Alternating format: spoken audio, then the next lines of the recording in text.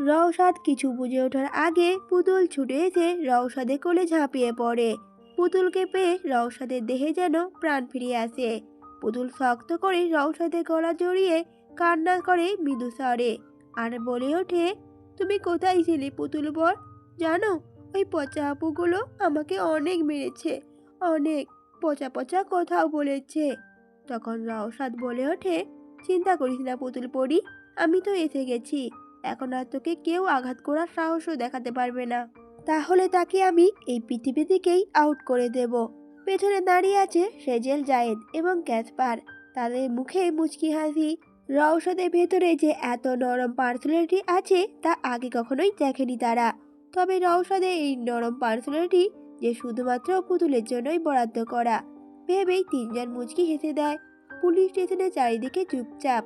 এদিকে রওশাদ পুতুলকে এখনো জাপটে ধরে জড়িয়ে আছে, যেন ছেড়ে দিলেই পুতুলকে কেউ আলাদা করে দেবে। সামনে দাঁড়িয়ে তীক্ষ্ণ দৃষ্টিতে তাকিয়ে আছে এক ছেলে। ছেলেটি ধীরে ধীরে এগিয়ে আসে। রওশাদ কিছুটা অবাক হয়ে তাকায় ছেলেটির দিকে। পুতুল তখন রওশাদের দিকে তাকিয়ে বলে ওঠে, দেখো পুতুল বর, এই আঙ্কেলটা না আমাকে পুলিশের রাস্তা চিনিয়ে নিয়ে এসেছে। জানো, আমি রাস্তা হারিয়ে ফেলেছিলাম। রওশাদ এবার মুচকি হাসি দিয়ে ছেলেটির দিকে তাকিয়ে কৃতজ্ঞতা প্রকাশ করে। ছেলেটি এখনো তীক্ষ্ণ দৃষ্টি নিয়ে রওশাদকে পর্যবেক্ষণ করছে। ছেলেটি একটা হাত এগিয়ে দিয়ে হ্যান্ডশেক করার উদ্দেশ্যে বলে ওঠে, মুরাদ জায়ান আমার নাম, তবে আপনি আমাকে এএমজি বলেও ডাকতে পারেন। রওশাদও এবার নিজের হাতটা এগিয়ে দিয়ে বলে ওঠে, রওশাদ শেহনাজ, আপনি আমাকে রওশাদ বলেই ডাকতে পারেন। আর ধন্যবাদ পুতুলকে বাঁচানোর জন্য। তখনই এএমজি বলে ওঠে, ধন্যবাদ দেওয়ার কি আছে, এটা তো আমার কর্তব্য ছিল। আর এতটুকুই আপনি এত ভেঙে পড়লে চলবে? সামনে হয়তো আরো বড় কিছু অপেক্ষা করছে আপনার জন্য। এএমজি কথাগুলো বেশ রহস্যময় হাসি হেসে বলে উঠল। রওশাদ চোখ ছোট ছোট করে অবাক হয়ে বলে উঠল প্রতি উত্তরে, মানে আপনি কি বলতে চাইছেন? তখন এএমজি বলে ওঠে, না তেমন কিছু নয়, আমি তো জাস্ট ফান করছিলাম। আপনি তো সিরিয়াসলি নিয়ে নিলেন। কথাটা বলেই এএমজি পুতুলের গালের দিকে হাত বাড়ায়, উদ্দেশ্য পুতুলের গাল টেনে আদর করবে। কিন্তু তার আগেই রওশাদ পুতুলের হাতটা টেনে ধরে তাকে পেছনে দাঁড় করায়। নিজের দাঁতে দাঁত চেপে বলে ওঠে, আমার ওয়াইফকে কেউ টাচ করুক সেটা আমার একদমই পছন্দ নয়। এএমজি বেশ অবাক হয়ে বলে ওঠে, ওয়াইফ? এতটুকু মেয়ে আপনার ওয়াইফ? রওশাদ তেরাভাবে বলে ওঠে, হ্যাঁ, এনি প্রবলেম? তখন এএমজি বলে ওঠে, নো নো, নো প্রবলেম, আমি তো জাস্ট এমনি জিজ্ঞেস করছিলাম। রওশাদের কাছে এএমজি ব্যবহার ঠিক লাগছে না। বিশেষ করে পুতুলের গাল টানতে যাওয়ার ব্যাপারটায় রওশাদের খুব রাগ হচ্ছে। রওশাদ আর এক মুহূর্ত দেরি না করে পুতুলকে নিয়ে সেখান থেকে বেরিয়ে যায়। পিছন পিছন জায়েদ এবং ক্যাসপার যেতে গিয়েও থেমে যায়, কারণ সেজেল এখনো হাঁ করে এএমজির দিকে তাকিয়ে আছে। সেজেলকে এভাবে তাকিয়ে থাকতে দেখে জায়েদের বেশ রাগই হয়, আর অবাক হয়ে সামনে তাকিয়ে দেখে এএমজির দিকে। জায়েদকে এভাবে থ হয়ে দাঁড়িয়ে থাকতে দেখে ক্যাসপার একবার হাঁ করে এএমজির দিকে তাকায়, আর একবার সেজেলের দিকে তাকায়। রওশাদ চলে যাবার পর এএমজি রওশাদের যাওয়ার দিকে তাকিয়ে বাঁকা হাসে। আর তখনই এএমজির নজরে আসে সেজেল ওর দিকে তাকিয়ে আছে। এএমজি সেজেলের দিকে তাকিয়ে একটা মুচকি হাসি দিয়ে এক পা করে এগোতে থাকে। সেজেলও অবাক হয়ে যায়, সাথে খুশিও হয়, কারণ প্রথম দেখায় এএমজি কে সেজেলের বেশ মনেই ধরেছে।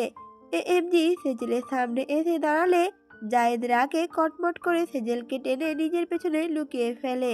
এরপর অগ্নি চক্ষু নিয়ে এএমজির দিকে তাকায়। এএমজি একটা বিদ্রুপ হাসি দিয়ে বলে ওঠে, ওয়াও, এখানে দেখছি সবাই অনেক পজিটিভ পার্টনার, সবাই আমাকে নিয়ে জেলাস হচ্ছে, আই লাইক ইট। জায়েদ তখন কটমট করে বলে ওঠে এএমজি কে, ফালতু কথা বন্ধ করুন বুঝলেন, বাইরের মানুষ বাইরের মানুষের মতোই থাকুন। পেছন থেকে সেজেল বলে ওঠে, জায়েদ তুই এভাবে কেন কথা বলছিস ওনার সাথে, এটা কি ধরনের ব্যবহার? কথাটা বেশ রেগে সেজেল জায়েদের উদ্দেশ্যে বলে উঠল। অতি উত্তরে জায়েদ কোনো কথা না বলে সেজেলের একটা হাত ধরে হ্যাচকা টান দিয়ে সেখান থেকে নিয়ে যেতে শুরু করে।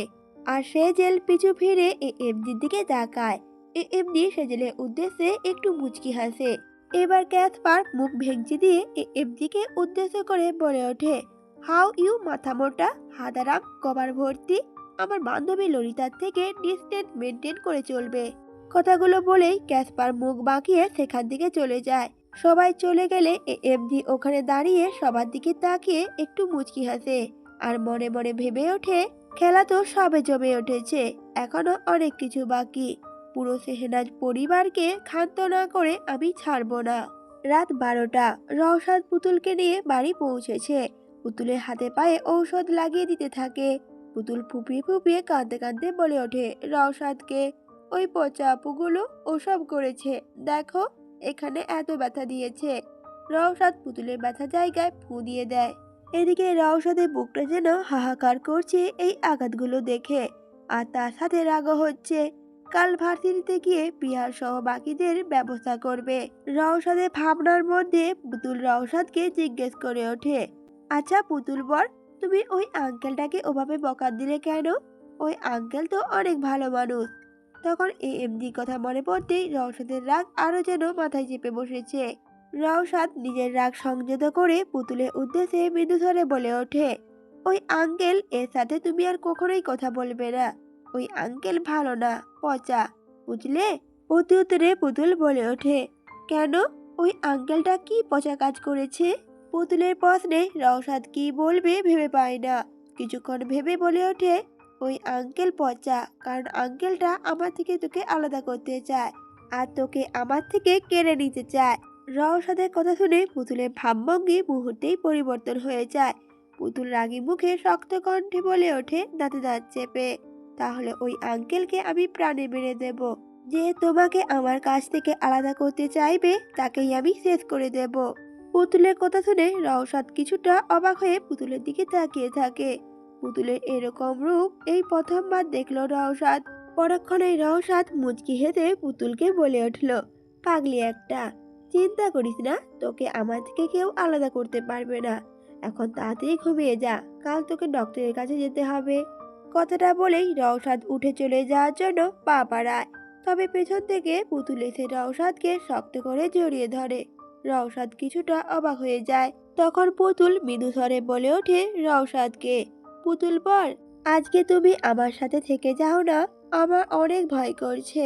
রওশাদ তখন পুতুলের হাত ছাড়িয়ে মৃদু হেসে পুতুলের দিকে তাকিয়ে কিছু একটা বলতে যাবে, তার আগেই পুতুল নিজের দুপা উঁচু করে রওশাদের গলা জড়িয়ে ধরে ঠোঁটে ঠোঁট বসিয়ে দেয় আর ছেড়ে দিয়ে বলে ওঠে, এবার তুমি আমার সাথে থাকবে তো পুতুল বর?